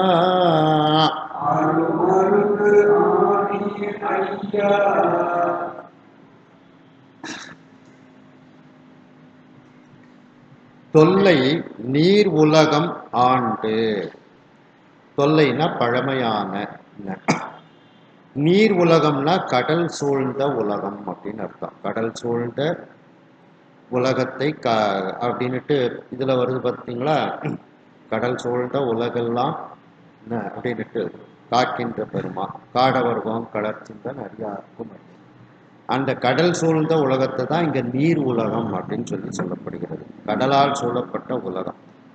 இந்த பாண்டிய நாட்டை ஆண்டு சுடுதுயர் நரகத்து ஆழ, இந்த துயரத்தால் சுடக்கூடிய அந்த நரகத்தில் ஆழக்கூடிய, நரகத்தில் விழுந்து துன்பப்படக்கூடிய அந்த வல்லமை வாய்ந்த என்னுடைய அறிவு. என்னுடைய அறிவு எப்படி இருக்கின்றது? மீண்டும் மீண்டும் கொடிய வினைகளை சேர்த்து நரகத்துக்கு போகக்கூடிய அளவுக்கு என்னுடைய அறிவு செயல்படுகிறது. அப்படிப்பட்ட நரகத்திற்கே செல்லக்கூடிய வல்லமை வாய்ந்த என்னுடைய அறிவுக்கு ஏற்ற ஒரு செயலை நான் இதுவரைக்கும் செய்தேன் அப்படின்ட்டு தன்னுடைய செயலை நினைந்து பாண்டிய மன்னன் வருந்துகின்றான். இந்த சைவ சித்தாந்தத்துல கூட சொல்லுவாங்க, அவன் திரும்ப திரும்ப நரகத்துக்கே போய்கிட்டே இருக்கிறான். என்னப்பா நீ ஏதாவது ஒரு புண்ணியம் செஞ்சா அப்படியே மேலே போகலாமே, இன்னும் எத்தனை தடவை தான் நீ நரகத்துக்கு வரப்போற அப்படின்னுட்டு அவனை பார்த்து அந்த நரகத்துல உள்ளவர்கள் எல்லாம் வருத்தப்படுவார்களாம். அதுபோல அப்படிப்பட்ட இந்த பாண்டிய மன்னன் அப்படின்ட்டு தன்னைத்தானே இகழ்ந்து கொள்கின்றான் பாண்டிய மன்னன். என்னுடைய அறிவுக்கு ஏற்றவாறு நான் இப்படி தவறுகளை செய்து விட்டேன். ஏன்னா ஒரு அரசன்னா எல்லாரையும் தண்டிப்பான். அந்த இதுல நான் செய்து விட்டேன். நீர்னா இந்த இடத்துல மாணிக்க வாசகரே, என் எல்லை தீர் தவப்பேராய் வந்து, அதே நேரத்துல நான் ஏதோ ஒரு அளவற்ற தவமும் செய்திருக்கின்றேன். நான் செய்த அந்த அளவற்ற தவ பயனால், எல்லைனா அளவு, தீர்னா அளவற்ற, என்னுடைய நான் செய்த அளவற்ற தவ பயனால் நீர் எனக்கு மந்திரியாக, நான் பெற்ற தவப்பேராகிய மந்திரியாக நீர் எனக்கு வந்து அமைந்தீர்கள்.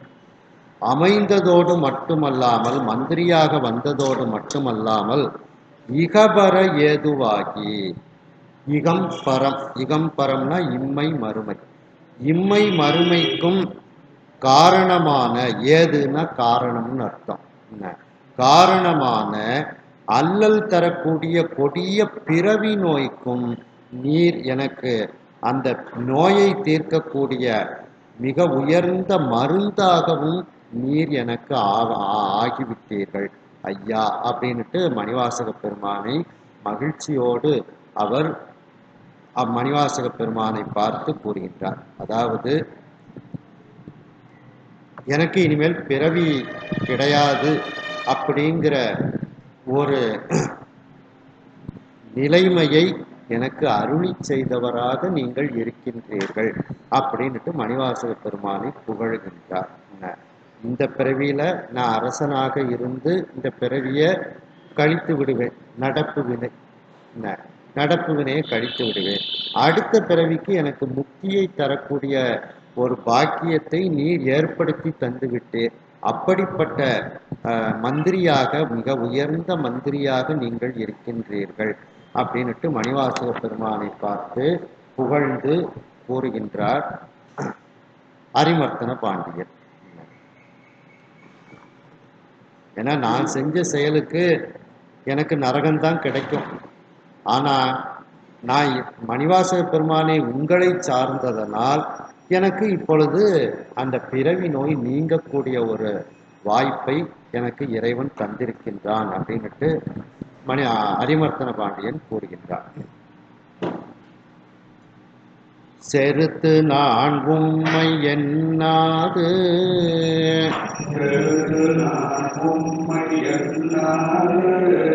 இழைத்த இத்தீங்கு தன்னை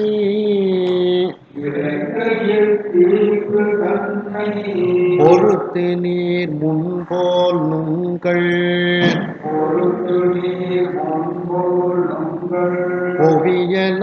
காவல் பூண்டு புவியலாம் காவல் பூண்டு மறு துடைத்து ஆழ்வது ஆக மறு துடைத்து ஆழ்வது ஆக என்று இறந்தான் மண்ணில் ஆசை என்று இறந்தான் மண்ணில் ஆசை வெறுத்தவர் நகை உள் தோன்ற வெறுத்தவர் நகை உள் தோன்ற வேந்தனை நோக்கி சொல்வார் வேதனை நோக்கி கொள்வார்.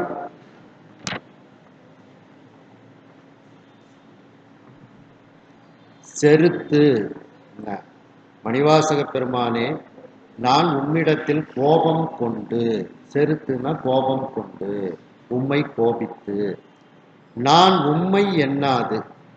மணிவாசக பெருமானே, உங்களுடைய உயர்வை பற்றி நான் நினைத்து பார்க்காமல், நீவேர் எப்படிப்பட்ட உயர்வானவர் அப்படிங்கிறதை நினைத்து பார்க்காமல் நான் உம்மை எண்ணாது. இழைத்த இத்தீங்கு தன்னை பொறுத்து, நான் உங்களுக்கு இழைத்த, உங்களுக்கு செய்த இந்த தீங்குகளையெல்லாம், தீமைகளையெல்லாம், தண்டனைகளையெல்லாம் பொறுத்து கொண்டு, நீர் முன்போர், நீர் முதல்ல எப்படி முதல் மந்திரியாக இருந்தீர்களோ, அமைச்சராக இருந்தீர்களோ, அதுபோல நீங்கள் அமைச்சர் பதவியை ஏற்றுக்கொண்டு, ஏன்னா சாமி சொன்னாலும் இவர் மணிவாசக பெருமான்கிட்ட வேண்டுதார். சாமி என்ன சொன்னாரு, அவர் போக்குல அவரை விட்டுருங்க அப்படின்னு சொல்றாரு. ஆனாலும் மணிவாசக பெருமானை விடுவதற்கு அந்த அரிமர்த்தன பாண்டியனுக்கு மனசு வரல. என்ன, ஏன்னா கண்ணும் கருத்துமாக இருந்த ஒரு அமைச்சர், நல்ல அமைச்சர்களை இழக்கக்கூடாது. அதனால பாண்டிய மன்னன் மீண்டும் கூறுகின்றான், நீர் முன்போல் நுங்கள் புவியலாம் காவல் கொண்டு அப்படின்ட்டு. இதை சொல்லும்போது, இந்த பூமி, இந்த பாண்டிய நாடே உங்களுக்கு உரியது, அதனால நுங்கள் புவி அப்படின்னுட்டு அந்த பதத்தை போடுறார். இது உங்க நாடு, உங்க நாட்டுக்கு நீங்க தான் தொண்டு செய்யணும், நீங்க தான் இந்த நாட்டுக்கு மந்திரியா இருக்கணும் அப்படின்னுட்டு அப்படியே ஒரு ஐஸ் வைக்கிற மாதிரி பேசுறார் இந்த பாண்டிய மன்னன். நீர் முன்பு எப்படி அமைச்சர் பெருமானாக இருந்தீரோ அதே போல் அமைச்சர் பெருமானாக இருந்து உங்களுடைய பூமியாகிய இந்த பாண்டி மண்டலத்தை எல்லாம் காவல் காத்து கொண்டு இந்த பாண்டி மண்டலத்துக்கு வரக்கூடிய குற்றங்களை எல்லாம் நீக்கி, மறு அப்படின்னா குற்றம்னு அர்த்தம், துடைத்துனா நீக்கி, இந்த பாண்டிய நாட்டிற்கு வரக்கூடிய குற்றங்களை எல்லாம் நீக்கி இந்த பாண்டிய நாட்டை ஆண்டு கொண்டு இருப்பதற்கு நான் விரும்புகின்றேன், அதை செய்து தருவீர்களாக என்று வேண்டுகின்றான் பாண்டிய மன்னன். என்று இறந்தான், இறத்தல்னா வேண்டுதல், நீங்க மீண்டும் அமைச்சராக இருந்து இந்த பாண்டிய நாட்டுக்கு தொண்டு செய்யணும் அப்படின்னுட்டு ரொம்ப வருந்தி கேட்கின்றான் அந்த அரிமர்த்தன பாண்டியன். இறந்து கேட்டல் அப்படின்னா ரொம்ப வருந்தி கேட்டல் அப்படின்ட்டு. மண்ணில் ஆசை வெறுத்தவர் மணிவாசக பெருமான், அவருக்கு மண்ணுல ஆசை கிடையாது. அப்படின்னா என்ன அர்த்தம், அவருக்கு ஒன்னை சொன்னா மீதியை நாம புரிந்து கொள்ள வேண்டும். அப்போ ஆசை மண்ணாசை, பெண்ணாசை, பொன்னாசை, இது மூணு அதுக்குள்ள அடக்கம். அப்போ இந்த ஆசைகளையெல்லாம் நீக்கியவர் மணிவாசக பெருமான். அவருக்கு இப்பொழுது நகை உள் தோன்ற, பாண்டிய மன்னன் சொன்னதை கேட்டவுடன் அப்படியே சிரிப்பு உள்ளே அவருக்கு தோன்றுகிறது. வேந்தனை நோக்கி சொல்வார், பாண்டிய மன்னனை நோக்கி இப்பொழுது அந்த மணிவாசக பெருமான் கூற ஆரம்பிக்கின்றார். பாண்டிய மன்னன் கோவிலில் இருக்கக்கூடிய மணிவாசக பெருமானினுடைய காலில் விழுந்து வணங்கி வேண்டுகின்றான். பழமையான கடல் சூழ்ந்த இந்த உலகத்தை நான் ஆண்டு கொண்டு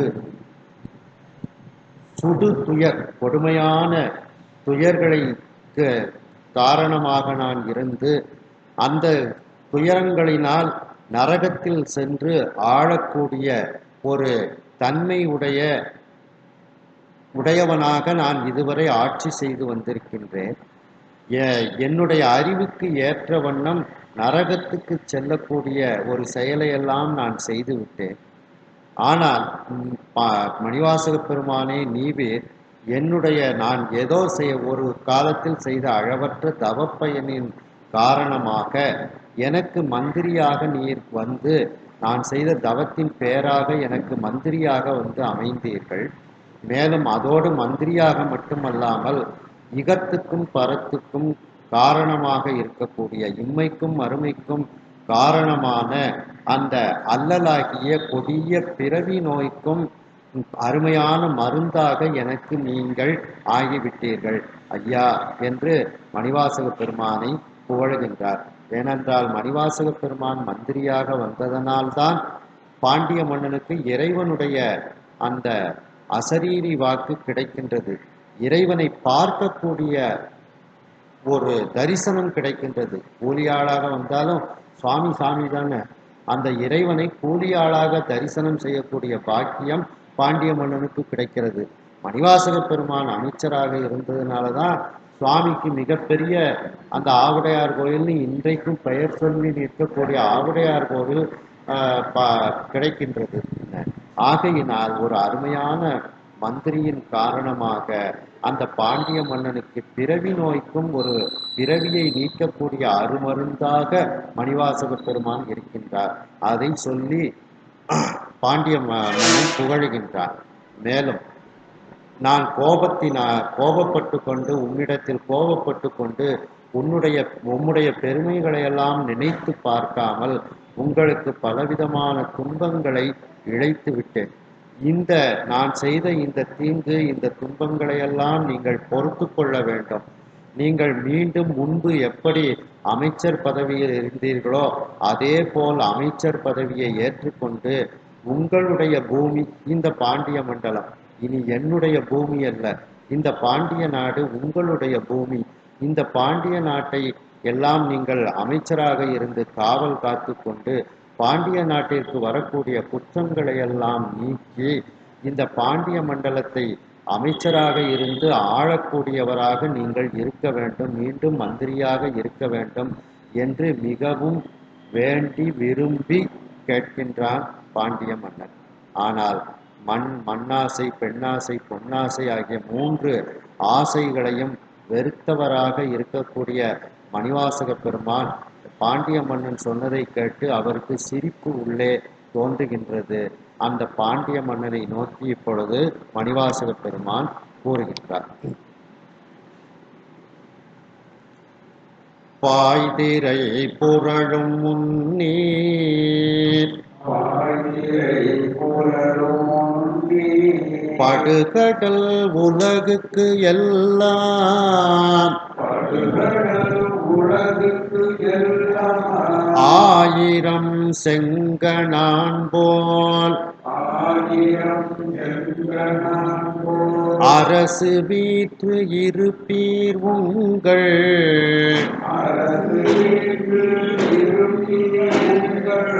நாயகன் அருளி செய்த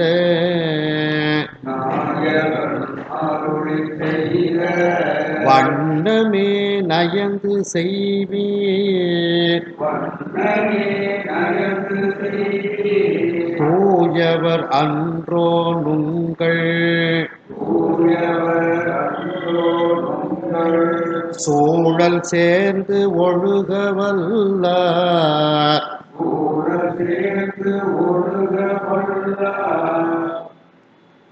மணிவாசக பெருமான் வேந்தனை நோக்கி கூறுகின்றார்.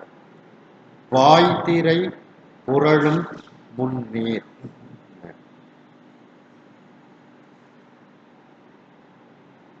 அலைகள் பாய்ந்து செல்லக்கூடிய, அலைகள் புரண்டு செல்லக்கூடிய அந்த முன்னீர், கடல். முன்னீர்னா கடல். கடல்ல மழை நீர், ஊற்று நீர், ஆற்று நீர், இந்த 3 நீர்களும் சேருவதனால் அதற்கு கடலுக்கு இன்னொரு பேரு முன்னீர் அப்படின்ட்டு பேர். முன்னீர்னா கடல். அப்படி அந்த 3 நீர்கள் சேர்ந்து இருக்கக்கூடிய படுகடல் அப்படின்னா பரந்த கடல் பரப்பு. அந்த பரந்த கடல் பரப்பை உடைய இந்த உலகுக்கு எல்லாம், இந்த பாண்டிய நாட்டுக்கெல்லாம் ஆயிரம் செங்கணான் போல் 1000 சிவந்த கண்களை உடைய இந்திரனைப் போல இருந்து அரசு வீற்று இருப்பீர். இந்த பாண்டிய நாட்டுக்கு அரசாட்சி செய்து நீங்கள் இந்த பாண்டிய நாட்டில் இருப்பீர்களாக அப்படின்னுட்டு முதல்ல பாண்டிய மன்னனுக்கு ஆசி கூறுகின்றார் மணிவாசக பெருமாள். 1000 செங்கணான்னா 1000 சிவந்த கண்களை உடையவன் இந்திரன். அது அப்படிப்பட்ட அந்த இந்திரனை போல இந்த பாண்டிய நாட்டில் இருந்து நீங்கள் அரசாட்சி புரிவீர்களாக அப்படின்ட்டு பாண்டிய மன்னனுக்கு கூறுகின்றார். உங்கள் நாயகன் அருளி செய்த வண்ணமே நயந்து செய்வீர். உங்களுடைய நாயகன் அப்படின்னா சொக்கநாத பெருமான். அந்த சொக்கநாத பெருமான் உங்கள்கிட்ட என்ன சொன்னாரோ அதைப்படி நீங்கள் மகிழ்ச்சியோடு உங்களுடைய அரசாட்சியை நீங்கள் செய்வீர்களாக அப்படின்னு. நயந்துன்னா மகிழ்ச்சியோடு. அது தூயவர் அன்றோ நுங்கள் சூழல் சேர்ந்து ஒழுக வல்லார். இதை இப்படி கொண்டு வரணும். தூயவர் அன்றோங்கிறத பின்னால கொண்டு வந்துடணும். நுங்கள் சூழல் சேர்ந்து ஒழுக வல்லார் தூயவர் அன்றோ அப்படின்னு கொண்டு வந்தா அர்த்தம் கிடைச்சிடும். உங்களுடைய சுற்றுப்புறத்தில் உங்களை சூழ்ந்து இருந்து நீங்கள் சொன்ன வேலைகளை எல்லாம் கேட்டு அதை செய்து ஒழுக வல்லவர்கள், அந்த கடமையை செய்யக்கூடிய வல்லமை வாய்ந்த மற்ற அமைச்சர்கள் படை வீரர்கள் எல்லோரும் உங்களை சூழ்ந்து இருப்பதனால் அவர்கள் தூயவர்களாக அல்லவா இருக்கின்றார்கள். அப்படின்னா அர்த்தம் எல்லாரும் உங்களை சுற்றி இருக்கவங்கள்லாம் தூயவர்கள், அவர்களுடைய உதவியோடு நீங்கள் இந்த அரசாட்சியை செய்து வருவீர்களாக அப்படின்னுட்டு அப்படியே போல எல்லாரும் உங்களை சுற்றி இருக்கிறவங்க தான் ரொம்ப நல்ல எல்லா வேலைகளையும் செய்தாங்க, தூய்மையானவர்களாக உண்மை உள்ளவர்களாக இருக்கின்றார்கள், அவர்களை வைத்து அரசாட்சி செய்யுங்கள் அப்படின்னுட்டு அப்படியே சொல்லிக்கொண்டே வருகின்றார் மணிவாசக பெருமான் வேந்தனை பார்த்து.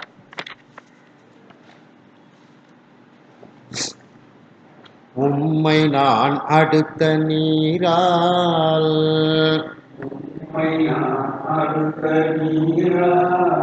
உலகியல் வேத நீதி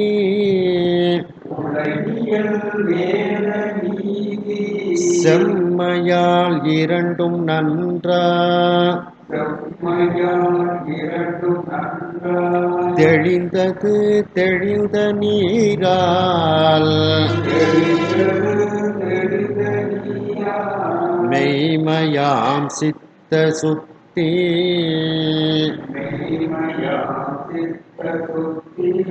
விளைந்தது விளைந்த நீரால் பொய்மை வானவரின் நீந்தி போந்து சிவன்பால் பத்தி போந்து சிவன்பால் பத்தி வந்த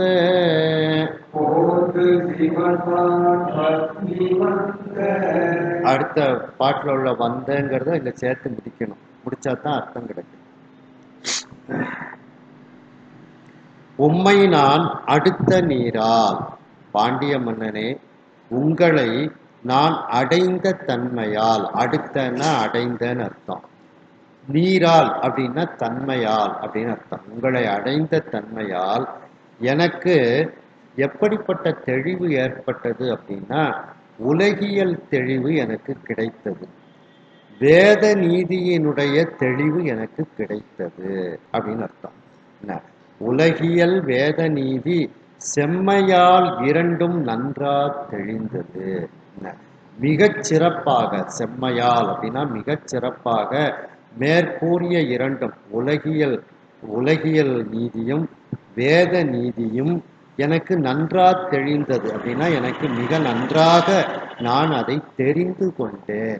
உலகியல்னா அது இப்படித்தான் இருக்கும், வேத நீதினா அது இப்படித்தான் இருக்கும் அப்படிங்கிறதை நான் நன்றாக தெரிந்து கொண்டேன். அப்படின்னா என்ன அர்த்தம்? அரசர்கள்ட்ட வேலை பார்த்தா அதில் தப்பு வந்துச்சுன்னா அரசர்கள் தண்டனை கொடுக்கத்தான் செய்வாங்க. அப்படி அவர்களுடைய ஒரு எப்படிப்பட்டவர்கள் என்பதையெல்லாம் அவர்கள் சிந்தித்து பார்க்க மாட்டார்கள். அரசர்களுக்கு உடனே கோபம் வந்தால் உடனே தண்டனை, இது உலகியல். வேத நீதி, வேதத்தில் சொல்லப்பட்ட நீதிகளை மணிவாசக பெருமான் நன்கு ஏற்கனவே தெரிந்து வைத்திருக்கின்றார். அதனால இந்த இரண்டையும் நான் இந்த முதலமைச்சர் பதவியில் இருந்ததனால் இதை ரெண்டையும் நான் நன்றாக தெரிந்து கொண்டேன். தெளிந்தது அப்படின்னா தெரிந்து கொண்டேன்னு அர்த்தம். தெளிந்த நீரால், இப்படி அந்த உலகியலையும் வேத நீதியையும் நன்கு தெரிந்து கொண்டதன் காரணத்தால் எனக்கு என்ன பலன் கிடைத்தது அப்படின்னு சொல்றார். மெய்மையாம் சித்த சுத்தி விளைந்தது. உண்மையான மன தூய்மை எனக்கு என்னுள் விளைந்தது. உண்மையான மன தூய்மை எனக்கு கிடைத்தது அப்படின்னு சொல்றார். ஒரு அரசன்னா இப்படித்தான் இருப்பான், நாம அவங்கள்ட்ட இருந்து விலகிடணும் அப்படிங்கிற ஒரு உண்மையான மன தூய்மை எனக்கு கிடைத்தது. அந்த மன தூய்மை விளைந்த நீரால், மன தூய்மை கிடைத்ததின் காரணமாக பொய்மை வானவரின் நீந்தி போந்து சிவன்பால் பக்தி வந்தது. பொய்மையான அந்த தேவ பதவியை விரும்பாமல், வானவரின் அப்படின்னா தேவர்களினுடைய பதவி, இந்த முதலமைச்சர் பதவி, இந்த முதலமைச்சர் பதவியெல்லாம் நமக்கு வேண்டாம், நீந்தினா வேண்டாம் அப்படின்னு அர்த்தம்.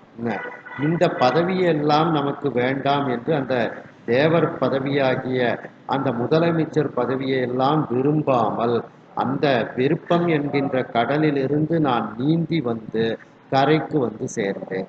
அப்படி அந்த முதலமைச்சர் பதவியை விரும்பாத தன்மை என்னிடத்தில் வந்ததனால் சிவபெருமானே சிவபெருமானிடத்தில் எனக்கு பக்தி இன்னும் அதிகமாகியது அப்படிங்கிறார்.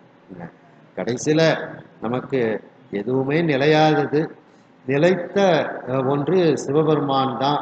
அந்த சிவபெருமானிடத்தில் நாம் பக்தி வைக்க வேண்டும் அப்படிங்கிற அந்த பக்தியானது எனக்கு சிவபெருமான் மீது பக்தியானது வந்தது அப்படின்ட்டு மணிவாசக பெருமான்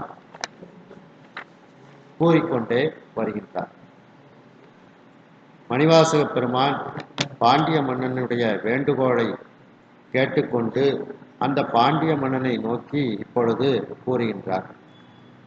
திரைகள் பாய்ந்து புரண்டு கொண்டு இருக்கக்கூடிய அந்த கடல், மழை நீர், ஊற்று நீர், ஆற்று நீரை உடைய அந்த கடலாகிய மிகப்பெரிய அந்த கடல் பரப்பை கொண்டு இந்த பாண்டிய நாடாகிய இந்த உலகுக்கெல்லாம் 1000 சிவந்த கண்களை உடைய இந்திரனை போல இந்த பாண்டிய நாட்டுக்கு இருந்து, பாண்டிய நாட்டில் இந்திரனாக இருந்து அரசாட்சி செய்து, பாண்டிய மன்னனே நீங்கள் சிறப்பாக இந்த பாண்டிய நாட்டில் வீற்று இருப்பீர்களாக, மேலும் உங்கள் நாயகனாகிய சிவபெருமான் அருளி செய்த வண்ணம் நீங்கள் சிறப்பாக இந்த அரசாட்சியை செய்து வருவீர்களாக, உங்களுடைய சுற்றுச்சூழலை சேர்ந்து இருக்கக்கூடிய, உங்களை சூழ்ந்து இருக்கக்கூடிய மற்ற அமைச்சர் பெருமக்கள், படை வீரர்கள் எல்லோரும் நீங்கள் சொன்னதை கேட்டு ஒழுக வல்லவர்களாகவும் தூயவர்களாகவும் அவர்கள் இருக்கின்றார்கள். ஆகையினால் நீங்கள் அந்த தூயவர்களோடு இருந்து இந்த அரசாட்சியை சிறப்பாக நீங்கள் செய்து வருவீர்களாக என்று கூறுகின்றார். மேலும் பாண்டிய மன்னனை பார்த்து கூறுகின்றார் மணிவாசக பெருமான், உங்களை நான் அடைந்த தன்மையால், உங்களிடத்தில் அந்த முதலமைச்சர் பதவியை பெற்றுக்கொண்டு உங்களுடைய அரசாட்சியில் நான் இருந்த அந்த தன்மையால் எனக்கு இந்த உலகியல் பரமான ஒரு அறிவும் வேத நீதியில் சொல்லப்பட்ட அந்த அறிவும் செம்மையாக இந்த இரண்டையும் நான் நன்றாக தெளிந்து தெரிந்து கொண்டேன். அவ்வாறு தெளிந்து தெரிந்து கொண்டதனால் அந்த உலகியல் நீதியையும் வேத நீதியையும் நான் தெளிவாக தெரிந்து கொண்டதனால் உண்மையான மெய்மையாம் சித்த சுத்தி விளைந்தது. உண்மையான மன தூய்மை என்னிடத்தில் விளைந்தது.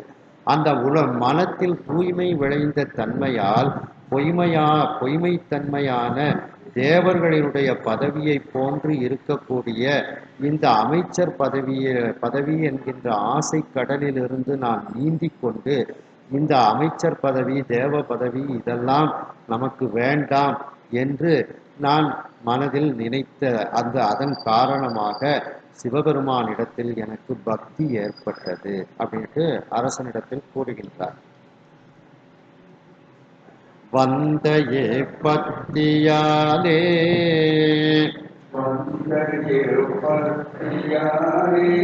மாயையில் விருத்தியான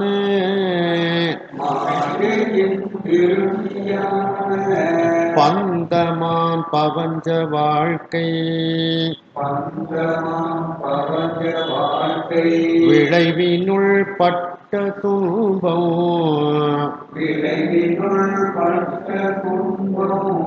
யா. வெந்தது கருணையாகி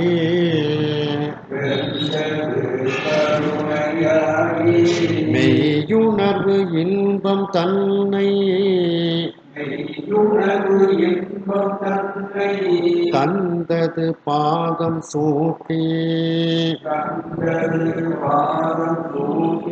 தன்மயம் ஆக்கிற்று அன்றே.